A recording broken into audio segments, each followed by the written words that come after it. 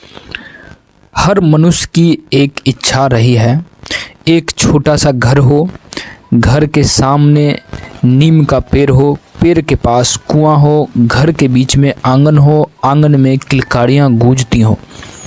ग्रामीण जीवन में घर छोटा हो या बड़ा, 1-2 कमरे का हो या 8-10 कमरे का, उसके बीच में आंगन होना तय होता है। खुली जगह, चांद, सूरज और तारे उतरते हों, जहाँ खाटें चटाइयाँ बिछती रही हैं, जहाँ 3 पीढ़ियाँ एक साथ अपने अलग अलग करतब दिखाती हैं, जिसके एक कोने पर तुलसी चौड़ा, दूसरे कोने में ढकी चक्की, तीसरे कोने पर कुत्ता बैठा हो, उसारे के एक किनारे तोता मैना का पिंजरा हो, जिसे आंगन में छिटे हुए अन्न चुगौने कौवे, गोरैया और मैना कबूतर आते हों। जो पशु पक्षी, पेड़ पौधे और मनुष्य को साझा करता हो। किसी भी मकान का वह महत्वपूर्ण भाग आंगन है, जिसे छत से आच्छादित नहीं किया जाता, इसलिए हम उसे आंगन कहते हैं। आंगन एक अर्थ औरत भी है, संभवतः इसलिए भी आंगन में औरतों का साम्राज्य रहा है। आंगन में औरतें वहाँ अन्न फैलाती, सुखाती, धान कूटती, दालें दरहर से लेकर बेड़ियाँ बनाती रहती दिखी जाती है। बेटियों के बाल ठीक करने, छोटे बच्चों के तेल मालिश, दिन भर में पता नहीं कितने काम, उसी चटाई पर किसी कोने में बतकही तो किसी कोने में कनाफूसी। सयान काल से रात्रि तक दादी माँ आकाश के चंदा मामा के मुन्ने के साथ दूध भात खाने के लिए उसी चटाई पर आमंत्रित कर लेती हैं। चंदा मामा आरे औब पारे औब, सोना के कटोरिया में दूध भात ले ले आव। बबुआ के मुंह में घुटुक, चंदा मामा को अपनी चटाई पर आने की राह ताकता बबुआ। मुन्ना आकाश में टटकती लगाए रहता और इधर दादी माँ के हाथ कटोरी में राखी खाद्य सामग्री मुन्ने के पेट में चली जाती। मुन्ने को खाने का एहसास कराए बगैर दादी माँ की किस्सा कहानियाँ उसी आंगन में डली खाटी पर पसरती थी। पोते पोतियाँ से घिरी दादी माँ कुत्ता, बिल्ली, बाघ, सांप, कौवा, तोता के संग मनुष्य जीवन की कहानियाँ सुनाती। पशु पक्षी, पेड़ पौधे और नदी पर्वत के साथ मानव के सहजीवन का साझा बीज शैशवावस्था में ही मन पर डाल देती। इसलिए बड़ी उम्र में अपने गांव, घर से बाहर बहुखंडी इमारतों के ऊपरी तल पर लटके आवास में रहते हुए दादा दादी, नौकर चाकर, गाय भैंस लेकर पशु पक्षी और पेड़ पौधे के छूटने की पीड़ा कम होती।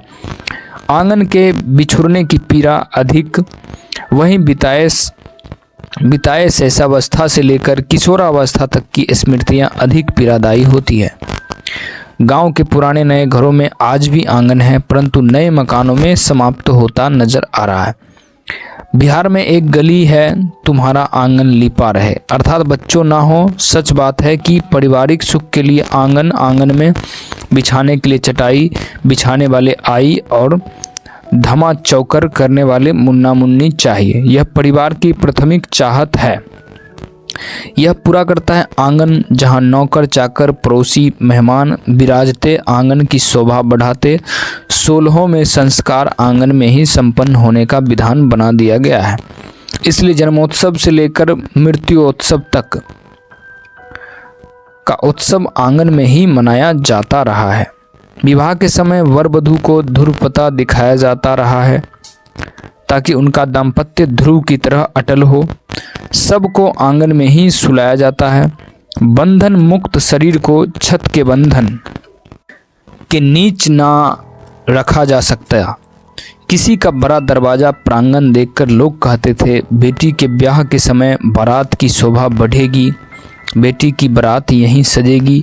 सुंदर चौकोर आंगन के लिए भी यही कहा जाता था, यहाँ मंडप बेटी के ब्याह का खूब शोभेगा। संस्कार गीतों में आंगन में ननद रूठती थी, भाभी मनाती थी। दोनों के बीच लेन देन के लिए तकरार होने पर पिता, भाई और पति समझौते के लिए आते थे। आंगन में रून झून नाच गाई नंदी टीका जो देती वह भी नहीं लेती। नेकलेस को देखकर मचल उठी नंदी, आंगन का आनन मुख बहुत बड़ा होता है, बहुरूपिया होता है आंगन। दिन भर में कितने रूप धरता आस यह आंगन। लड़ाई झगड़ा व्यंग विनोद व्यक्तिगत साझा बहुविधि भाव आंदोलन से भरा होता है यह आंगन। एक ही मकान का एक भाग कमरा व्यक्तिगत होता यह आंगन। आंगन साझा लोकगीतों में आंगन बहुराने और गोबर से लीपने का प्रसंग आता है। लामी लामा किसिया सवेरी आंगन बहुरन लागे, यह बीच बैठैया भगवान है सवेरी घर आए। उसी प्रकार गाय के गोबर सीता आंगन लीपत। आंगन समाप्त होने के कारण ही विवाह शादी के लिए 5 सितारा होटलों में व्यवस्थित हो रही है। सामुदायिक भवनों और विवाहों की घरों की व्यवस्था हो रही है और भी संस्कार इन्हीं स्थानों पर संपन्न कराए जा रहे हैं। पर इन्हीं संस्कारों का वह असर इन स्थानों पर कहाँ जो आंगन में मिलते थे। पारिवारिक और सामाजिक आध्यात्मिक जीवन को अक्षुण्ण रखने वाला आंगन ही अस्तित्व समाप्त कर दिया गया। तभी तो घर परिवार समाज सब बदला बदला सा दिख रहा। नाते रिश्ते संबंध की तासीर भी बड़े बड़े शहरों में दादा दादी के लिए कमरे तो बने नहीं, आंगन दादर, फिर उनकी खाट कहाँ डाली जाए। उनकी खाट नहीं डले तो संस्कार कहाँ से पाली जाए। वास्तु शास्त्रों ने पुनः आंगन की आवश्यकता पर बल देना प्रारंभ किया है। मकान के स्वस्थ पर मकान के अंदर रहने वाले स्वस्थ के लिए भी आंगन रहना जरूरी है।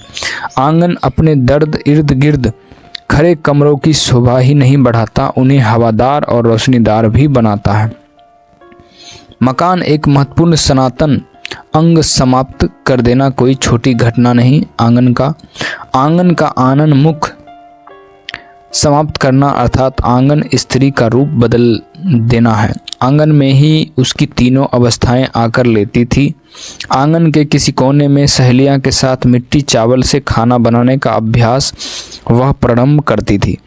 उस आंगन की वह चिड़ियां फिर उड़कर दूसरे आंगन में जमती थी। वहाँ दुल्हन से माँ और माँ से मालकिन बनती थी। बिस्तर लेता था उसका अस्तित्व और व्यक्ति के आंगन नहीं तो अंगना स्त्री का व्यक्तित्व कहाँ फैलाव लेगा। प्रश्न तो है, बड़ा प्रश्न है, उसका परिणाम हम भुगत रहे हैं।